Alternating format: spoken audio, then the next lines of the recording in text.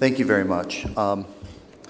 So what I was asked to do was provide the U.S. perspective on the broader Western Balkans. And it's already a challenge to some extent, although I have some familiarity with the topic. I am the American ambassador to Kosovo. And what I'd also have to say is, having listened to the entire conversation, everything has been said, and now you're going to have to hear a little bit of it again. I apologize in advance, but I think the point is to make the point of the U.S. perspective on this.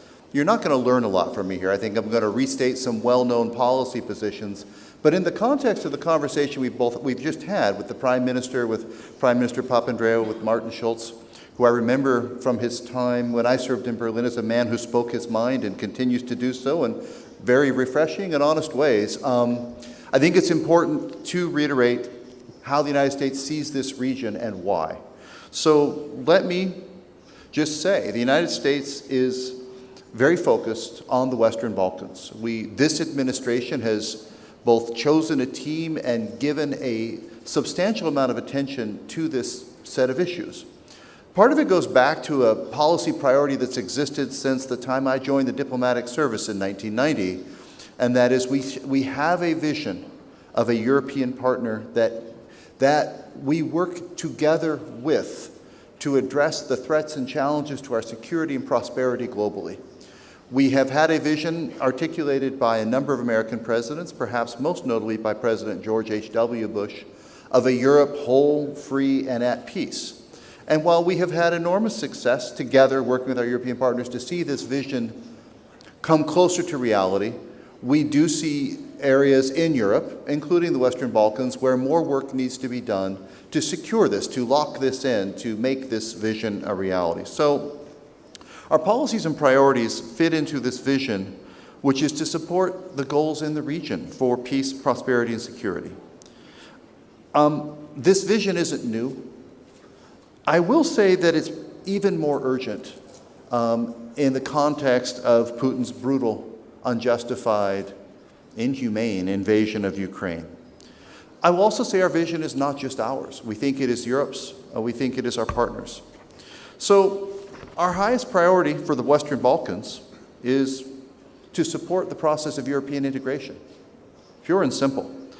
We want to support and anchor the countries of the Western Balkans into European and Euro-Atlantic structures and institutions. And everything our embassies do in the countries of the Western Balkans is aimed at achieving this goal in various ways, because we see this as achieving security, stability, growth, and prosperity, which we believe is in the interest of the countries of the region, which we believe is in the interest of the European Union, and which we believe is in the interest of the United States. We find ourselves sometimes having conversations, particularly as Martin Schulz alluded to, with our European partners. It's always dangerous to tell another set of partners what's in their interests. We at times are puzzled, as you described it, with some of the strange processes and customs that seem to get in the way of strategic goals when I think we all agree on strategy. So we also spend a lot of time in conversation with our European partners about their processes and structures and how to achieve a strategic end, notwithstanding bureaucratic impediments or political imperatives or strange tribal customs. We have our own as well.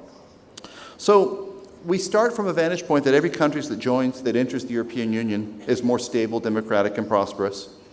And we start from the point that every Western Balkan country should have that perspective, and that this should be our strategic goals to advance that vision. We do see the Western Balkans as one of the fastest growing regions in Europe. It's a place of opportunity, innovation, and dynamism. As the American ambassador here in Kosovo, one of the things I most enjoy are the opportunities I have to meet with Kosovo's youth. It is Kosovo's greatest asset, young, dynamic, English speakers, almost all of them, ready to contribute, committed, idealistic, and capable. So there are things we want to do to harness that and the other opportunities in the region.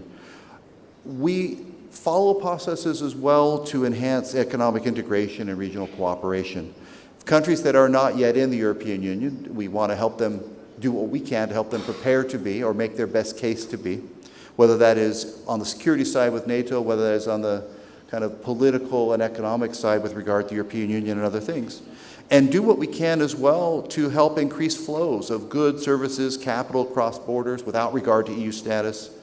as a means to attract investors, create jobs, increase the inclusivity of economic gains. The Prime Minister spoke quite a lot about that. So that goes back to what are we supporting? We are supporting any initiative that will actually help achieve that, so long as all the countries in the region participate on an equal footing, and so long as the end states of those processes are aligned with European Union integration requirements. The last thing I'll say, because I'll probably stop before my 10 minutes are up to give you some time for questions, is we have throughout the region, in each of the countries of the Western Balkans, an extensive set of programs. We put our money where our mouth is to support this. Here in Kosovo, as an example, our embassy has 3 large strategic goals, and all of our foreign assistance is tied to those strategic goals. I'm not going to put them in order because all 3 are really important, but I do try to have my embassy spend less time on things that don't align with these goals. So for Kosovo, the first one, and this goal is a little bit unique, is supporting Kosovo take its place in the family of European and Euro-Atlantic structures and nations. That means an enormous amount of work in support of the EU-facilitated dialogue, because we see that as the best means to achieve that goal.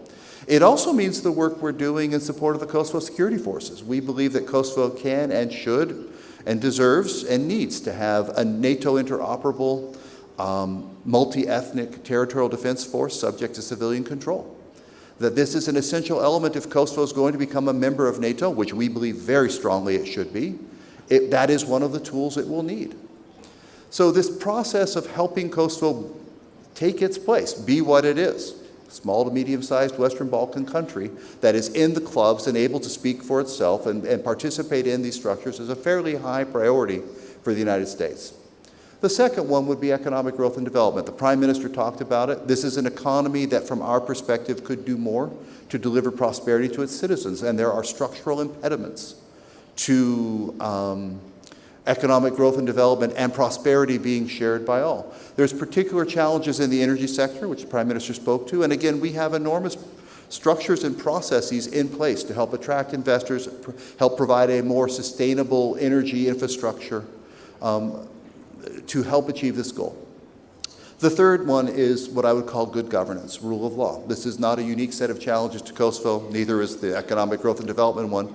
But you are in a country that still has institutions that at times do not have the experience, because independence was 14 and a half years ago, as some, and that require some support and development as they provide services to citizens. And in particular, the rule of law system, where the United States and a lot of other partners are very proud of the support we have given so that there is a police system and a judiciary that delivers the rule of law. And we spend a lot of time on that. So you put that all together, it's all aligned towards this European future. It's all aligned for these countries on their own. These people have achieved it. We have helped and supported, but it is done by the people of Kosovo in this case, to realize this vision. And I'm not going to do it, but I could talk about programmatic work in all of our embassies around the region as well that are key to very similar objectives. So this is our perspective, this is our vision. It is a European set of issues with a logical European end state, and with the United States very supportive and seeking to encourage both with regard to decision-making bodies, but also with regard to the countries themselves being ready to take on. They are ready to take on, but being even more prepared to take on those responsibilities both politically and practically. Thank you.